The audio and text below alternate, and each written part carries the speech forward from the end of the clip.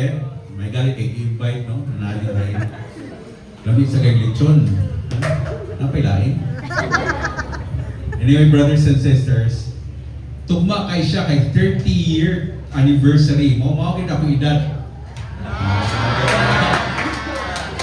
Naganda kita yung kontra ba? Sige. It was really a nice, brothers and sisters, to have a team. Eko, mo gini niya akong props na. Ganahan ko sa team, which is Mateo.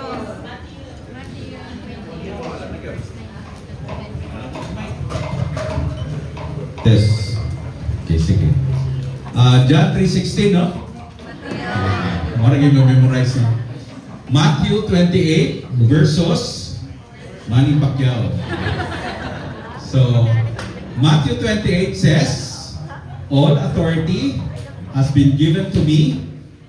Make disciples of all nations. Wala ka memorize. Baptizing them in the name of the Father, the Son, and the Holy Spirit. And lo, I am with you to the end of the ages. Sakto? Sige. Ang unang pangutana, brothers and sisters, is nganong naamay default or nganong naamay tilo? Why are we here? Why? Grabe na mutan. Pamunta ko tagbalik, no? Ma'am, sakto ba na, ma'am? Ang question, pamunta ng question. Most often, brothers and sisters, we've been in the community. But hindi ta kabalo, basta lang nag-join ta. Okay na, nag-join ako din eh. Bibo mi, daghan mga activities, lingaw kay mi. And then what? Uy, gadaghan na mi karon, bago na among center. Mapuno na sad na siya, may himo na mi mga 1,000 kabuk members. Di ba? So may schedule na lang dahil ang water o assembly. So may number, aw niya pakahapon. Kami karon, di ba? Ano na karon? But unsa gid ang purpose? Why we have the community? Ako lang basahon gikan sa simbahan. Kay lisod kay memoratiton. In the Evangelii Nuntiandi, number 14, under Pope Paul VI, ingon siya, evangelizing is a fact, the grace and vocation proper to the church. So we are a member of the church. It's a proper for us to have this deepest identity. She exists in order to evangelize. We exist in order to evangelize. Padayon siya. Pope Paul VI said, you have hit one of the most famous lines in the modern Catholic teaching. He wrote this in 1975 Apostolic Exhortation titled Evangelii Nuntiandi, or Evangelization in the Modern World. It wasn't just a casual observation. He was making a definite statement about the church DNA. So kita lugar, being part of the church, ang atong identity is evangelization. Dapat nakatatak na siya sa ato na we are called to evangelize. One famous quote says, in paragraph 14 of the document, he wrote, evangelizing is the fact, the grace and vocation proper to the church. Her deepest identity, she exists in order to evangelize. Ipadayon-dayon ni Pope John Paul, yun siya nini, it is not enough to discover Christ. You must bring Him to others. The world is one great mission land, even in countries of long-standing Christian tradition. Our call is to evangelize. Munang sulti sa simbahan, mga igsoon. I've been here, connected with the community in Iligan, since CYA time. So that was around 40 years ago, brothers and sisters. Grade 5 ko at itong panahon na. So I was starting here, CYA. I was together working with Dudes Dalangin. And gikan sa Cagayan, ubanon ko ni Isban, paingon din ni Isban Rivas, paingon din sa Iligan, and we will start our CLS sa Suarez. Dahil gato rin is Kiwalan. And we always come, hindi na siya makabot si Isban, ako na lang yung mga din sa Suarez. So, mahuman akong klase by 5:30, sakay lang ko sa bus, paingon na din sa Iligan, ato din sa Suarez na muhatag ugtok, and then, pauli din sa gabi. Kung sa'yo din na, makapauli, ito na rin ko matulog sa ila mini. That was 40 years ago, brothers and sisters. In 96 ba, nag-start ang community? No? 1986? 1996. Hindi 1986. 1996. So, nag-start na rin din ang community. So, I was not part of the mission team, but I already have a regular relationship with the brothers and sisters na nini. Di ba? Wait, gangkon. Oh, sorry. Wala nang angkon. Pero ang question, brothers and sisters, is that have we really lived? May signal. May signal. Pinidwan na lang. Hello, hello. Nahalas, grabe. So, the question for us is, ask ourselves right now, how we really live what is expected for us, our identity to evangelize? Yes or no?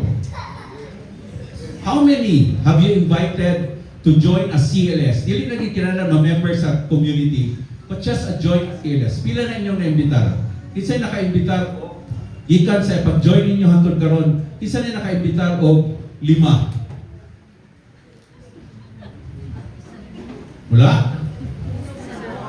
Joanna ra? More. Kinsa naka-imbitar og 10? More. Kinsa naka-imbitar og 50? Less. Kinsa naka-imbitar og 49? Grabe, sa nami ko. But the question is, are we really every day trying to invite people to become a disciple? Disciple, by the way, brothers and sisters, is having a personal relationship with the Lord. Kana naman ang gusto ko sa Ginoo sa ato. We invite people to have a personal relationship with the Lord. In fact, I heard one sharing of Bishop Barron. He says there, unsang evangelization? Evangelization is telling someone, hali, ito ang pagkaon nito. Telling someone na gigutom, uban ta, kanay, only food dito, kaon ta dito. Sa mga sakyanan, uban ta, kay naay libreng gasolina dito. Diba? Kay mahal naman. Naay libreng diesel. At ito kay mahal naman. Diba? Telling someone who is hungry enough to say, uban ta, kay ito ay libre dito. In other words, telling other people who have no hope, saying, come, let us go to Christ. Dili man atong pasabot na evangelization or mission diretso din sa community. But just inviting them to our lighthouse, to our CLSS. Telling someone, come, let's go there.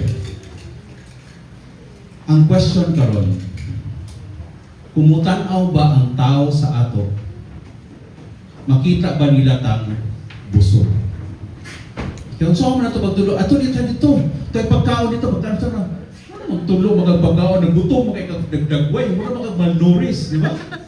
So, ano pagtanong sa imo, matuwa ang tao, muuban sa imo, na ito ang pagkaon nito, kung ikaw mismo gutom gyapon. Amen? That's the question now. Are we really having a personal relationship with the Lord? Are we walking the way He wants us to have? Yes or no? Yes. Tanawa ko lang yung mga silingan nila. Dagway bas busog o gutom? Di tanawa.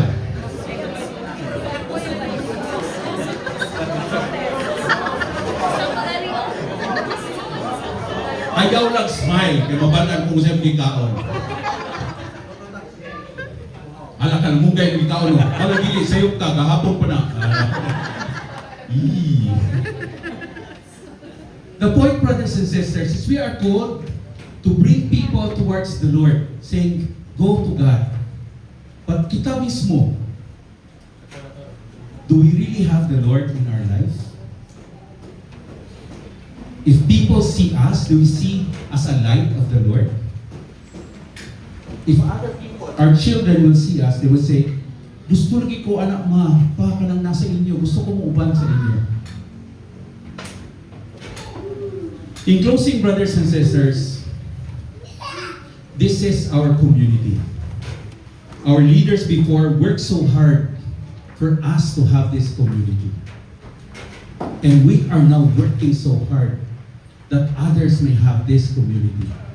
The community of disciples of mission. A community who love God, who are willing to give their lives to the Lord. Kung na kay mga anak, ako karon pasalamat kay ko. Dili sa pagpinambog. My eldest is now active in lingkod ng Panginoon. She just took his community weekend last October. Akong second, mas committed pa kay Lord. He's now serving as a missionary in CYA, as a moderator and as a missionary. Yung akong youngest din karon, among youngest, is now committing, mag-college naman siya, mag-CYA na din siya. I thank God that what our passion, what we have right now, we can pass out to our children. Kinsa pa man day, asa pa man day na dalo na mo mga anak. Kung unsa tong asa naka-fill up sa among mga kasing-kasing, where we are full with the Lord. Our spiritual life with God. Mahatag man namo pila ka milyones, pila ka balay, pila ka sakyanan, but nothing compares if they have a personal relationship with the Lord. The community will live.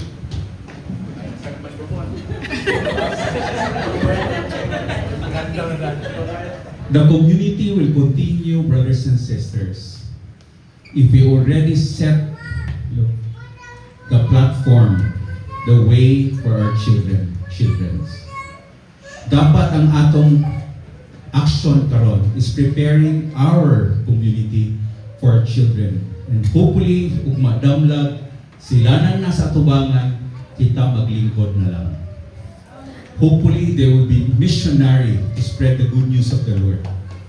Because these are the things I dream of, that our children in the future will really embrace what we pray. Ang question, sila yung microphone. Yes, okay. Ang question karon, brothers and sisters, are we good steward of the Lord? To say, one mission, one generation. I'd like you now to bow your heads and put ourselves in the presence of God and ask the Lord, Lord, angayan ba ko? Am I worthy?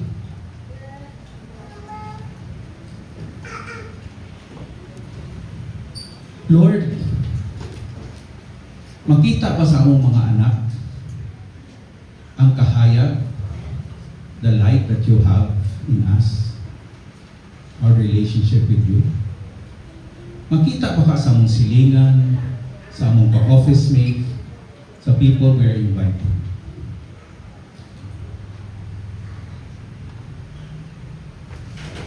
I want you to extend your hands to your right, the person in your right, brothers and sisters. And I want you to pray over them. Pray that the Lord will use whoever's that, our children, our spouse, our brothers and sisters in the community. Let's all together pray for them. Lord our God.